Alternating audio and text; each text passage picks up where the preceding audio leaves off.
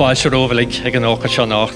Tá muid seo an áit leis na Gradaim Foilsitheoireachta a cheiliúrú, agus a gróna leor an táhairteach in ar go dibre I waras na Gaillimhe.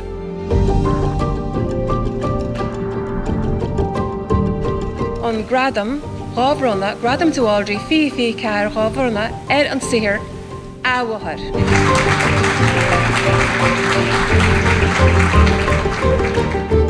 Well, bhí ceithre leor ag éabhlaid is na Gradaim an áirt agus aondainda éasta go bhfuir muid dúiste bháildraithe.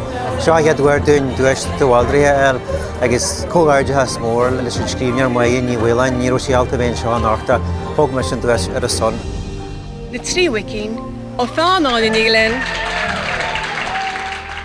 Táinte go maráine le fada rinne me drámaí léthe nuair a bhí mes na fihidí agus tá sé muid siar bhád.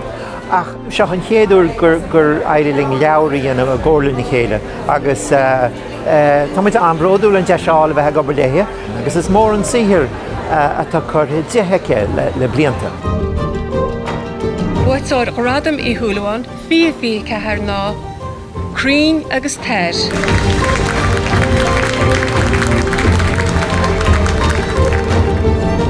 Ní chreidem é bós in óíire tá sé go chúntaach is ón ár ceart. Bhí sé mar an óir bheith ar an gearliste agus tá sé just go chúntaach go bhfuil sé buaite a gcuin agus go speisialta bhfuil sé buaite ag an údar marí ní chun fór.